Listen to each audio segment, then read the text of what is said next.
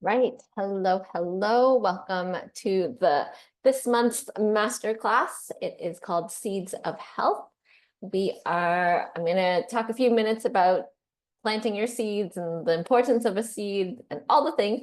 And then, hello, Anita. There's a chat which you guys can use to speak at any time that you want. And then we have a very special guest. I'm super excited to speak to her about Molly, who's going to talk to us about her healing journey. First off, how are you guys doing?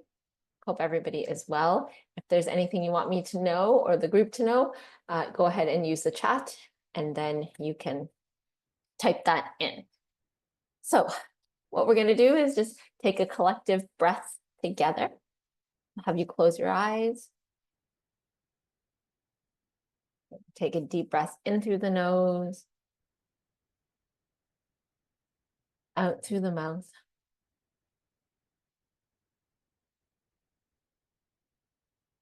In through the nose, out through your mouth.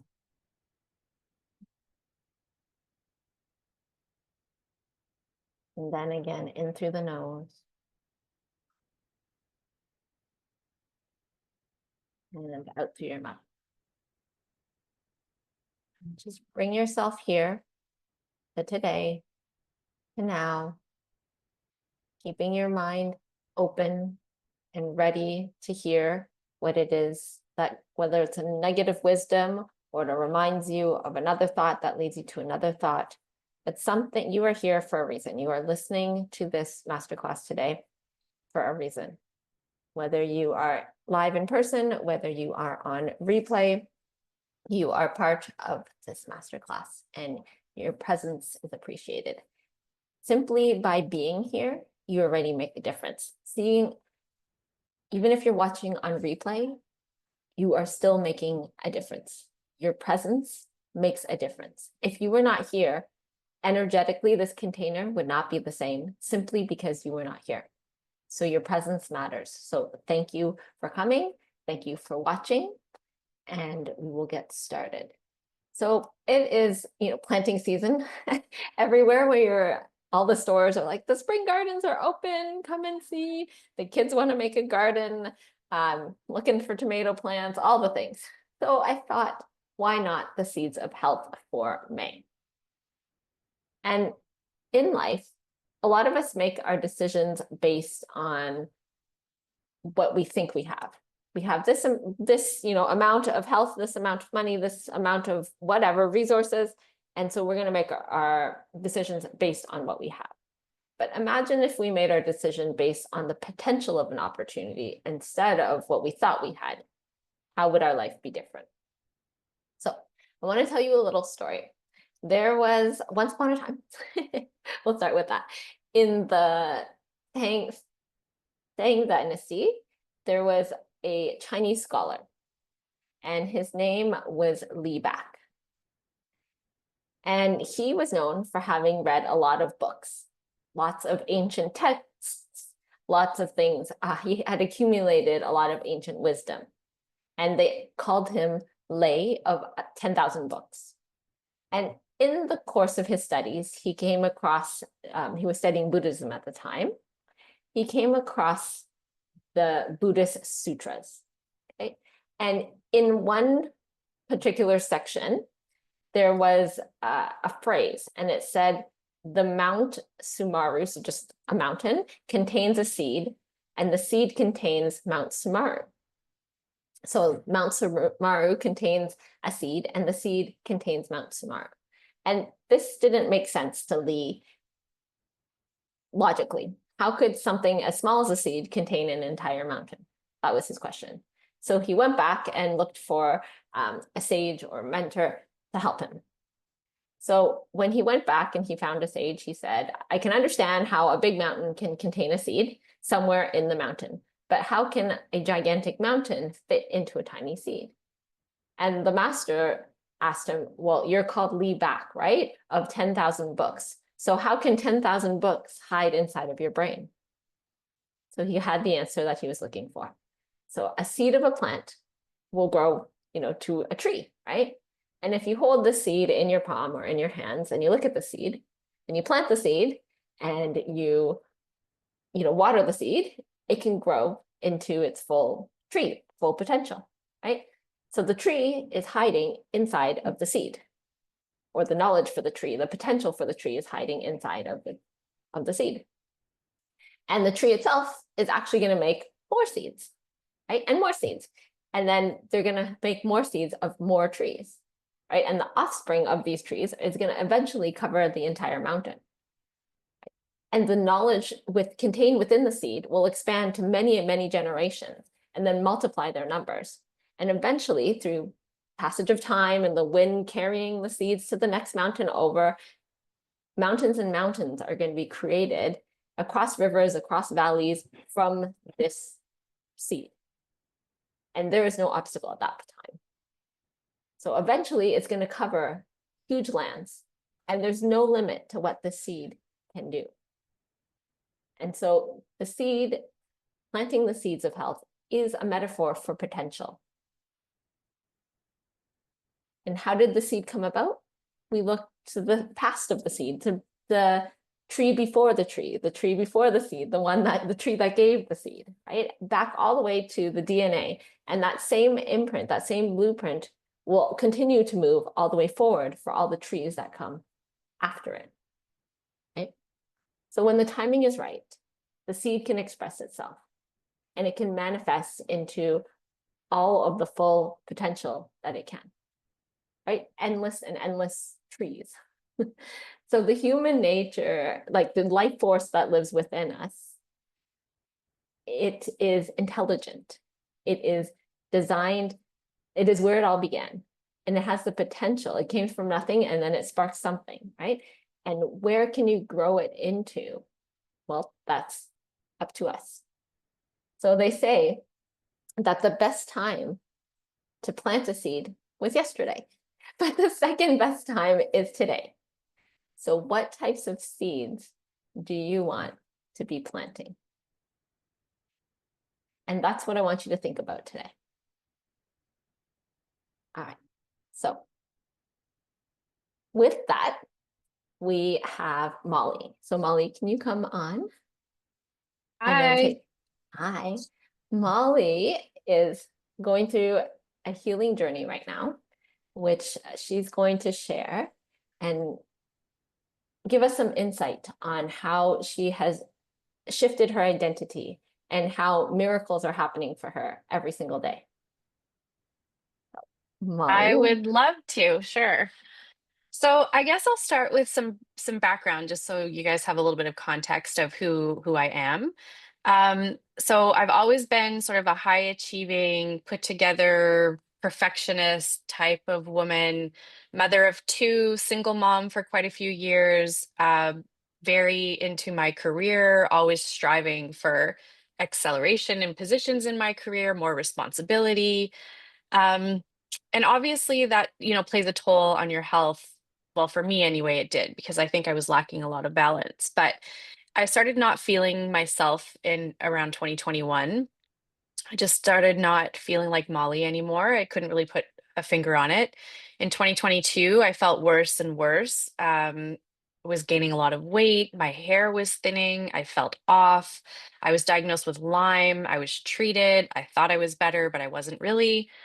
And then in 2023, things progressively got worse. I had some swelling in my joints. I felt out of sorts even more.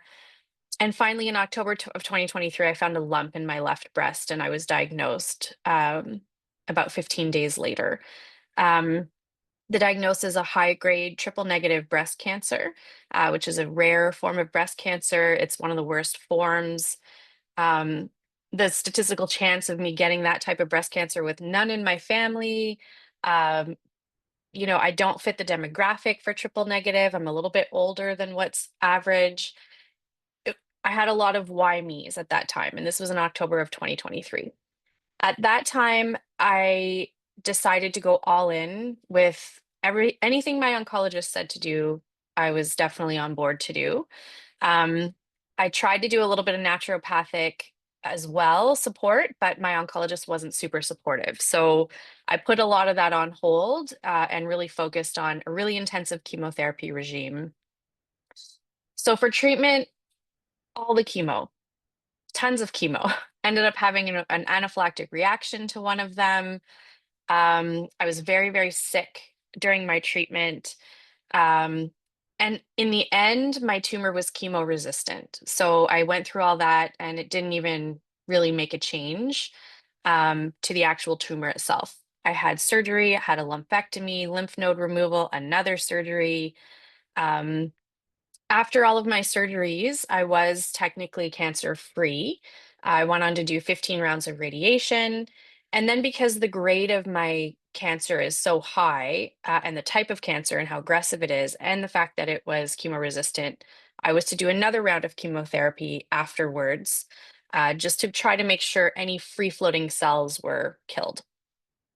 So this trial that I went on was supposed to be the new and wonderful chemo, and I'm sure it is, and I'm sure it helps tons of people. But for me, I had horrible side effects. I couldn't eat. I lost a lot of weight, not in a good way. I had a lot of rawness all in my mouth, and I was miserable. And I started losing my vision. So around Christmas that just passed, I had to go on a pause, and I paused the chemo because of my vision. And while on a pause, I found another lump on my affected breast in the skin. That was removed, and it was found that it was malignant. So that's obviously not great news. They were worried, that it came back while I was on this super treatment.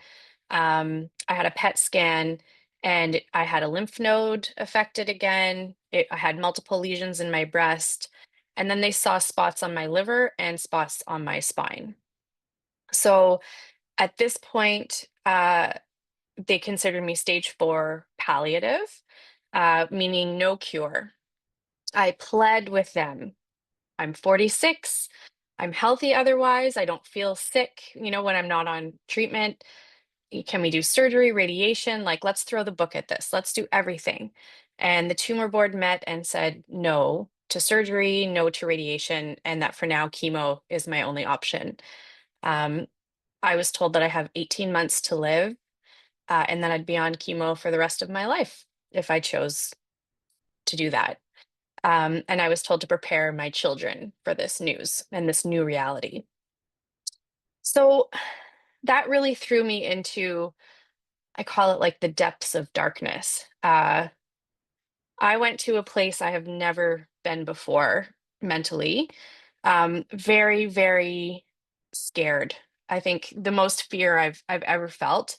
It was really scary being diagnosed with this. It was really scary going through treatment. It was really scary all through all those parts, but nothing like somebody who is a medical professional telling you how he believes you're going to die and when, to really kind of throw you into a dark place. Um, the fear was so immense. I had a constant burning knot in my diaphragm for weeks. I couldn't sleep. I wasn't eating. I was sobbing constantly. I literally felt like I was being shown what hell feels like. Um, I still can't find the words to adequately describe what I was feeling at that time, other than saying that it was just immense fear and pain. Now, part of me, even when I was in that office, and these are the little seeds Amanda was talking about. When I was in the office with that doctor and he said those words to me, I kind of got angry and I was like, "No. Who are you to decide this for me? Like, why are you deciding my fate right now? Why aren't we having a discussion about what's possible versus, this is what's going to happen?" I I just felt that this wasn't how I wanted this experience to end, my experience here on Earth specifically. Um, I started thinking at home after a few weeks of really going through it. I started thinking about what would make me feel better. There's a documentary on Prime called Heal that just gave me a bit of hope, just enough to take away sort of that pain. And I just watched it over and over and over again. And in that documentary, there's tons of speakers. So I started looking up those speakers, and many of them are authors. And, Deepak Chopra is there, and Kellyanne Turner, and like a whole bunch of people who have all these amazing contributions to our world that I had just never been in touch with before. So I decided to look those up. I got a book called Radical Remission. And that book really spoke to me. And I read that book and listened to that book over and over and over again. I saw Amanda. I started reaching out more to people versus just sort of keeping things in words. And from everywhere that I kind of reached out and looked, I would get these little ideas of things that just felt right to me, and I would follow them up. I wanted to feel, I guess, more in control, and this allowed me to feel more in control. I knew in my heart I had to create a new me, a new body, a new environment where cancer wasn't comfortable and happy anymore. And I knew that I had to change completely in order to do that. And that was just an intuitive feeling that I had. Basically, all that negative stuff that I'd heard from my oncologist was literally a fire that lit within me to kind of get me going. So I started a bit of a new path. These little seeds, as Amanda mentioned, there were little glimmers of hope, even curiosity. Curiosity is a good way to describe it, as a good way to follow your intuition as to something that might sound like a good idea for you. And then I acted on them. So that's that nurturing, that watering. So read the books, think about things every day, started journaling. Um, Again, watching that documentary over and over again. Amanda mentioned a book called A Course in Miracles very offhandedly at the end of one of our sessions. And I was like, okay, well, I'll go look into that. I looked into it. I found it. I found an easy version because it's very, very complicated. Um, and it turns out my aunt, who lives half a continent away, was a student of A Course in Miracles and is now a practicing reverend uh, because of A Course in Miracles, which I never knew before. I just thought she had become spiritual. And all these things started sort of coming together. And now I go to a Thursday meeting every week, and I've met tons of other people who are just so positive and so confident in our ability to impact our own healing journey. And that's really what I needed to be able to start feeling better. Started moving my body more. um, I started figuring out who I am. Who is Molly? I've lost myself over the years as a mother, as an executive. um, what brings me joy? Trying to find joy every day, going outside and trying to find new ways to look at things and new opportunities.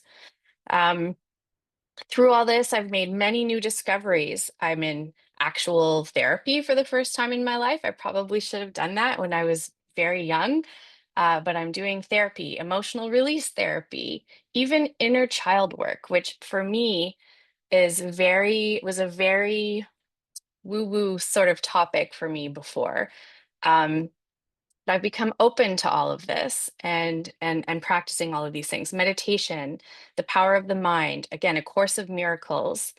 Um, Anything that makes me happy, I'm trying to give a shot at and to do. Wellness versus health. If my doctor says I'm not physically healthy right now, I still have a choice to be well overall, and that's what I'm working on. Um, and I had a scan, and things aren't going in the bad direction. Things are staying very stable and, in fact, a little bit better.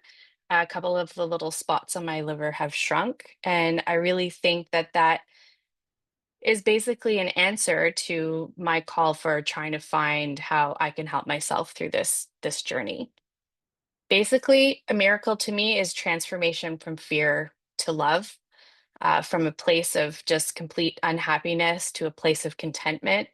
I experience small miracles every day. We all do. You just have to be open to recognizing and appreciating them. Some examples for me are, finances to be able to support the types of therapies I'm doing have somehow just worked themselves out. And I've gotten support from friends and family beyond what I ever thought was possible. And I'm able to do all this stuff that I never thought I would be able to do. The people who I've met who just want to help me and send me their love and are able to spend time with me. The fact that I'm not living in fear anymore is an absolute miracle. The fact that I'm have hope, the fact that I'm happy, I feel really healthy, and I'm not just faking that. I broke my foot. It took less than 6 weeks for the bone to heal. That was a miracle. My orthopedic specialist was shocked. And I'm not saying I'm like a miracle person. I just think that there's been such a shift in how I've been able to picture things and see things that it's really helped my body feel happier and more whole. And that in turn, I think really helps with physical healing processes. Um, so now I feel like I'm in a new life beginning. I feel like I'm in control. I'm making different choices. I'm learning to trust my intuition, which is probably the biggest thing. Your body knows what's best for you, your spirit knows what's best for you. I'm still trying to figure out the perfect sort of elixir of modalities for me. And I'm a baby on this path, but I definitely am proof that changing your thought processes and planting these little seeds and listening to your intuition on what these little seeds are and then nurturing them by following up on them, acting on them can actually lead to massive changes in your life that you would never think possible. Wow. I've heard your story and I love it every single time. What do you think? What does your intuition sound like for you? Like, how do you know it's an intuitive nudge versus fear? Uh, from what I've experienced so far, the fear one is different because it's like an intuitive negative nudge versus fear. What I am following now is like positivity, little positive nudges, like, oh, I'll get something in my head to try something, or I'll see something over and over again, not counting your algorithm on your phone, but like something that's coming to you through other means. And then just thinking, well, maybe that would be cool. I'll try that. That to me is intuition. As far as fear versus intuition, that one's tricky. I'm still dealing with it, obviously, but for there's more of a gut feeling with rationale behind it versus just a feeling of fear as far as like an intuition to like not do something or choose a different path. That's how I would explain it. And who are you now? Because you were discovering who you've been, and you Yeah. said who you are now, and then who you're gonna be. So in that bridge, where are you now, and who are you? I'm a student right now, I feel. Like I feel like a baby, like I'm just learning about everything. I'm somebody who I'm like open for business. I'm open for knowledge. I'm open for energy. I'm open for opportunities. And then I feel like, and this is that intuition part, I'm going to learn from all of this. And then I'm going to take what I truly feel works best for me. And that I feel is what I'm going to apply into like a consistent practice. Who I'll become is somebody who has a way deeper understanding of who Molly is and what puts me on the right path versus the wrong path, how to nurture myself properly, how to find balance in my life. That's who I feel like the future Molly is for sure. Amazing. Thank you for sharing your story. Does Thank anyone you. have, oh, Anita says, so inspiring. I really appreciate the focus on wellness and being open to intuition. Thanks, Anita. Beautiful. Who were you before the openness? Like, what would Mm, a previous Molly be like in contrast to wow. who you are now? Yeah. Uh, very not open. Very, you know, I felt like I had things figured out and I was so I was successful in my life in certain ways that I was like, well, this is just my life. Like this is who I am. And um yeah, not open is kind of the descriptor that comes to mind because any like I would have thought things like Reiki and energy healing, like I wouldn't have Amanda was the most sort of alternative practitioner I saw before all of this, and she's not even technically alternative. So I, yeah, somebody who thought I had things figured out, I think. Can I share with them what you had said to me when you first came in with the diagnosis after? Yeah. Yeah. So Molly came in and she'd gotten her diagnosis, and she said, I don't know how those people become spiritual from this process. I don't understand it. I am not going to be like that. I am not going to try all these things. And I was like, oh, interesting. That let's see what happens from where we're going. And how did that shift to the 180? I got told I was gonna die. Quite a quite a message to change. Yeah. And not only was I gonna die, I was gonna die a pretty horrible death. The process wasn't gonna be fun, you know? So, and I just could, I just, that's the first intuition. I was like, no, that's not, I don't have to die this way. Maybe I will pass away from cancer at some point in my life, and maybe I will pass away younger than average or whatever. But I don't have to go through that journey how my oncologist sees me going through it, which is chemo after chemo after chemo until nothing else works. I don't have to choose that path. I have a completely different path I can choose. And also, his words don't have to have any power towards me. And he's a wonderful man. I'm not trying to say he's doing his job by giving a statistical prognosis. I recognize that. But for me, that prognosis was a complete fire under my butt to make real changes in my life.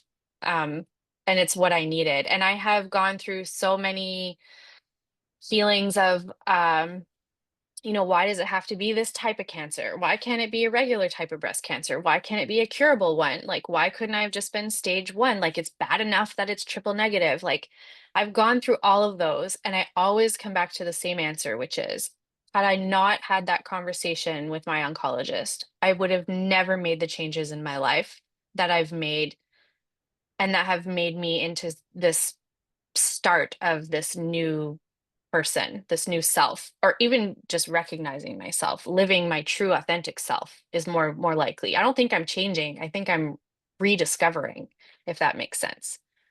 Yes, for sure. We always talk about healing being a reconnection. Like it's not that you're broken, it's to reconnect with different parts of you. And Yeah. in cancer cells, there's a miscommunication, right? And then they grow and grow and grow and grow. And so it's to reconnect to the original settings that that cell had, as opposed to the ones that is causing and recreating cancer over and over again. And one of the things we talk about in healing is that you need to make the cells forget about the current version of who they are. So, and to become and reconnect back to the original setting. And people Yeah. think like, that's crazy. How can you do that? And to give an example of that, like if you're in fear versus you're in faith, fear is going to send the chemicals of adrenaline, cortisol coursing through hormones coursing through your body, and your cells are going to physically react to those chemicals, right? They send the ATP, so the energy within the cell is going to go into defense because you feel like you're getting attacked. Your body is getting attacked. It's like defend, defend, defend. It's not going to be like, I'm going to sit here and heal because it's going in defense, right? Your digestion shuts down. All these things happen. Versus if you are in a state of love, in a state of faith, then you're getting the, dopamine, the feel happy, like feel good, all these chemicals bathing every one of your cells. And what do you think the ATP, the energy in your cell, is going to be used for? Right? It's the same as a person. If like a child, if they are living in fear, then they are not who they truly are, versus if they are growing in the soil of love and nurturing, then they become a different version of themselves. And so it's just switching the different versions and the different identities that we've been living in. 100%. I agree with that. How how each person gets there too, I think is a different path. Not everybody needs to go through what I've been through. Some people can just recognize this and make a change, but it is truly it's true. It's true. It's 100% true. Everything that Amanda just said. That feeling of desperation and fear is like I feel like is like a shield and nothing good can enter or exit. It's just like a shield that's around you, and everything is staying the same, sort of stuck inside that shield when you're in that state. Being able to change that state to one of curiosity, love, hope, is really what gets you to be open to those seeds and then be able to nurture those seeds instead of being freaked out and scared all the time. And if you take, when you say that, I imagine like, let's say you're sitting in a castle and you're being attacked, and you have all your forces like, trying to defend, but then you can't leave either, right? Like you can't experience the rest of the world because you're a fortress and you're defending it. Yeah. So it's the opposite of, of course we are going to have fear, right? And then how do we shift from that fear, that space of fear, into the space of faith? You know, and we're human too. So with that, how quickly can we shift from fear to faith or love or whatever it is that you want to call on the other side of it? Hmm. Sandy says, so powerful to say you are your student, offers so many possibilities. Thank you, Sandy. It does offer possibilities, doesn't it? That's how I feel right now. Open to all possibilities. And then Jackie says, thank you, Molly, for being such a powerful demonstration of transformation. And reminding us that oh, sorry, someone else had it. Okay. And reminding us that we are spiritual beings having a human experience as you shift from fear to love, from not being open to being open with curiosity to create the part of ourselves we so often forget. Wow, beautiful. Thank you, Jacqueline. That's beautiful. And then Deanne says, thanks for sharing. Your message is powerful and the proof that change is possible. Merci, Zian. Thank you. You guys are all so kind. Thank you so much. I was shocked when Amanda asked me to do this. I was like, but I haven't healed all the way yet. She's like, no, this is about the steps towards transformation and changing. And I have, you know what? And I have healed in so many ways. So, yes. And healing is a constant evolution, right? It's not just one thing that, oh, you're healed, because there's so many layers to healing. In Donnie Epstein's book, The 12 Stages of Healing, he says it's a spiral. So you're going through the same, so he has 12 stages of healing, and you're going through the same stages, and then you go back to the stages, but you're not the same person that you were going back, because you every day, you grow and you change. And so when you come back and see that, it's from a different view. So I like to see it as like a staircase, a spiral staircase. So yes, I'm back into the same spot, but I'm higher on the staircase. And I have access to different levels of consciousness or different thoughts or possibilities that I didn't have before. And so that's one of the things where people, when they say, oh, I have this like long-term goal to do this, I'm like, okay, great, we have that. And yet you're going to be changing another version of yourself at the next step. So you can't predict like 25 million steps down the road, because the next step is going to change who you are. And maybe that person wants to go on a different path and a different journey than the previous one. So how can you adapt to that change, right? And then there's the walk of transformation, which is to have one step firmly in what you desire without being attached to it, and then one foot in gratitude. It's like, thank you, thank you, thank you for everything that's happened to me and how all these things that have occurred so that I am where I am. And then, ooh, this is what I desire. Awesome. Let's live in that. And then another step. Oh, thank you, thank you, thank you. And then another step. Awesome. Makes sense. Does anybody have anything that they'd like to add? Oh, Jacqueline says, how are your children and rest of your family walking alongside with this journey? Yeah, that's a great question. We've approached all of this. My kids are 18 and 15. One of them, my son, who's 18, has a mild intellectual disability. And of everybody, I think he's the one that we should emulate because he lives in today. So Caleb's, grasp of the future isn't quite as clear as my daughter's, which means that he's not worried or scared about the future. He's more about what's happening today. And he keeps being like, "Well, you look awesome today. Like, you look so great. You're healthy. You know, I'm happy you're healthy. And I'm a bit worried, but, as long as you're feeling okay, and how can I help?" So I think we have something to learn from Caleb, all of us. My daughter, who's an overthinker, she takes a lot after her mother. She also has been doing extremely well. I think we've approached it openly. We talk about it openly. We cry together. We cuddle together. We make sure we spend time together. We have dinner together every night, and I think the way we've approached it and talk about it has really helped. There's no sort of shrouds of secrecy around what's going on. And I think that's been good. So everybody's been really helpful. My husband has been amazing, and we live with his mother who's 84. And we were supposed to be taking care of her, ironically. She's very well. She doesn't need taking care of yet. She's, you know, very spry, but she's been able to kind of help me, which I think makes her feel good. So I'm so lucky. I'm very lucky. Everybody has been amazingly helpful and dealing with this very well. So yeah, thank you for that question. And they're there all the time, constantly. I'm never alone, which is wonderful. Was there a time where you were not as open as you are now to help? Oh, yes. How have you noticed that one shift, that miracle from closed to open or not open to open? How many possibilities has that brought about for you? Oh my gosh. All of them. I I used to go through things on my own if I was having a hard time at work or something specific was happening. I would deal with it myself. In fact, I would retreat from my relationships with my friends and family because I wanted to figure it out on my own and then come out on the other side, tell them this happened, and then this is how I fixed it and all is well now.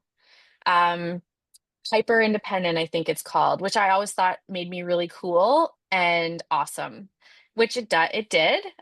We're all cool and awesome, but it also, I think, was blocking me from so much. So this I have been forced into accepting help twice. One from the diagnosis uh throughout on many different levels, and then I broke my foot, and I broke my right foot, so I couldn't drive. And this was recently, this was less than 2 months ago.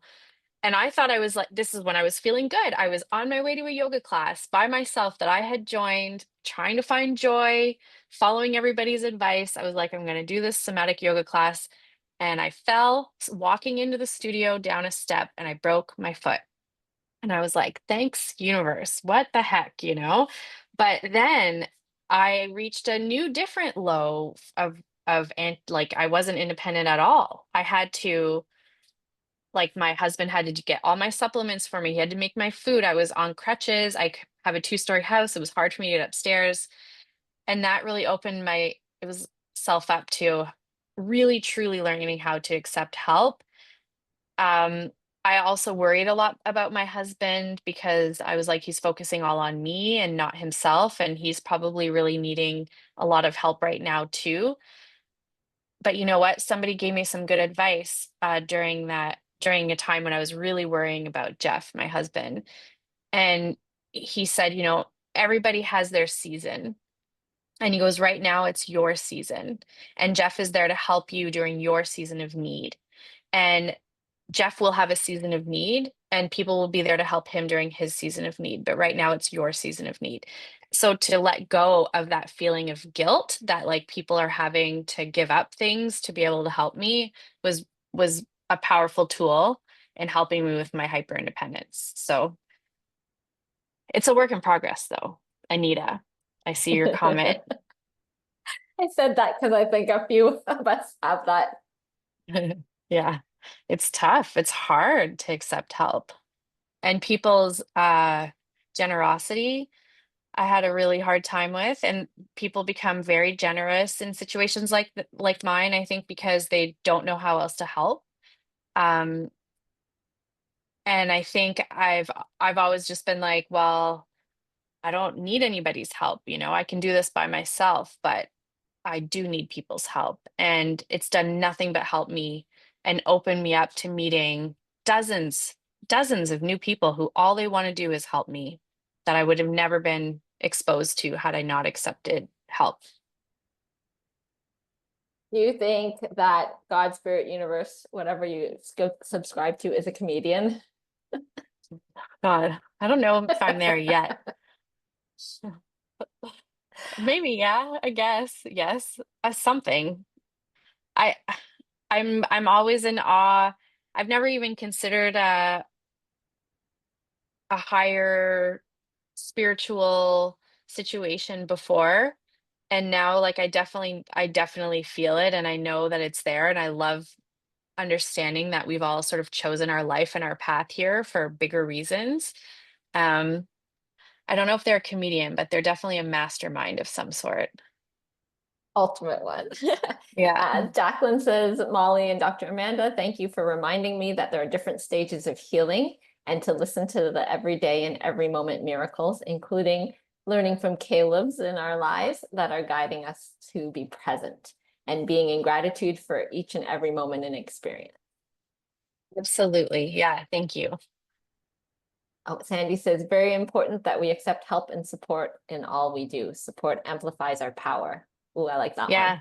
That's a really good point. Yeah, It does. Yeah. Where you feel it's the opposite, but it's actually what Sandy said for sure. yeah. And Caleb is a gift. He's awesome. Yeah. As is Taya too. Yeah. Everybody is. Yeah. Everyone is. And so, like I said, going back to the beginning, your presence matters. Your presence, just being here and listening to this, has shifted the energy in our room just by being here. Whether you're listening live right now or whether you're on the replay, you matter. You have a seed, you have potential, and you can do whatever it is that you want with it as long as you remain open to that. All right. So thank you so much, Molly. You're amazing. I am so Thank you. grateful to have you speak with Uh, us today. Thanks for coming. Can I stick around for the rest? Yeah, yeah, yeah. No Okay. problem. Stick around.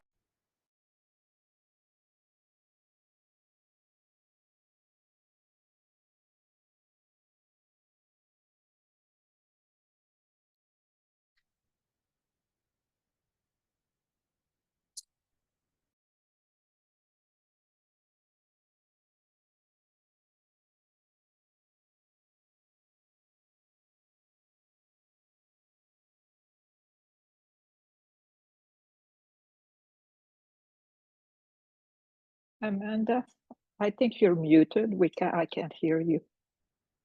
Perfect. Thank you. You're awesome. Thanks, Deanne. Okay, so the planting cycle, quickly. You plant the seed, right? The seed is your idea. It's your decision. It's your desire. And then we want to know what soil you plant it in. So is it planting in the positivity or is it planted in the negative? What is the mindset that you have that the soil is, giving to your seed? What are your beliefs, right? Are they in scarcity? Are they in abundance? Right? We want to know where you're planting your seed. And then we water it. Oftentimes, when we stop seeing any results, we say, forget it, this isn't working, and we stop watering. The idea is you have to keep watering, even if it looks like nothing is happening yet.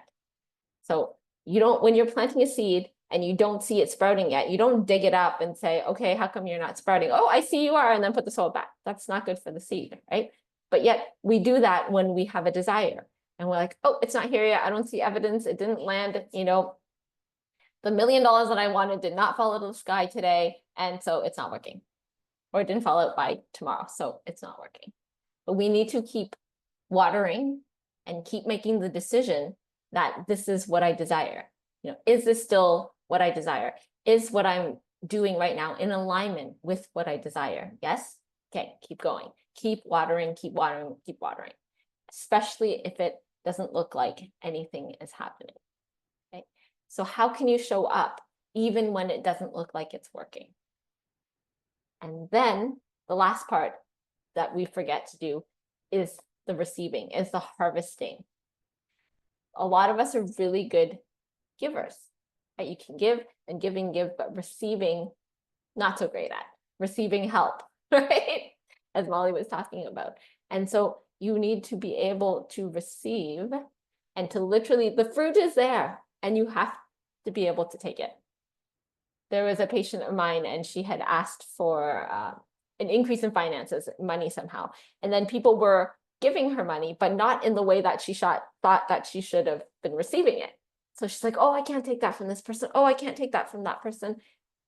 And I said, but you desired more and you're receiving it. It doesn't look like the way that you want it to, but you still need to say, okay, I asked for it and it's right here and I need to pluck that and eat the fruit. Okay, so remember to harvest the seeds that you plant. And you need to ask yourself, what is my part?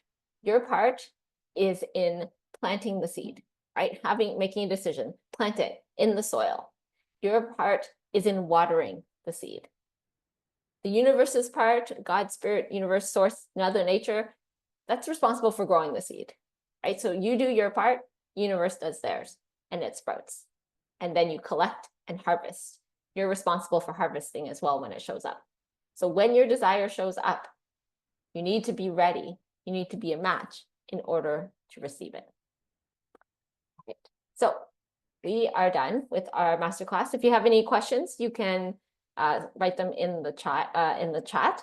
Our next masterclass is a month from now, so it's in June. I'm going to be going through the 12 stages of healing. There are 12 breathing exercises and somatic exercises that go along with it. We will not be able to get through all 12 of them, but we'll probably do stage 1 or maybe 2. We'll see how far we get. But we are going to be talking about 12 stages of healing, which is a model for transformation where you can take a look at each stage being a different level of consciousness. And then when you look at it, you can say, where am I on this wheel or stage of healing? Anything else, you can send me an email. Thank you so much, Molly. Thank you, everybody, for listening, and have a fabulous day. Thank you, everybody. Thank you, thank you, thank you. Yay. Oh, and remember to create miracles and be aware of all the miracles that you created. Bye.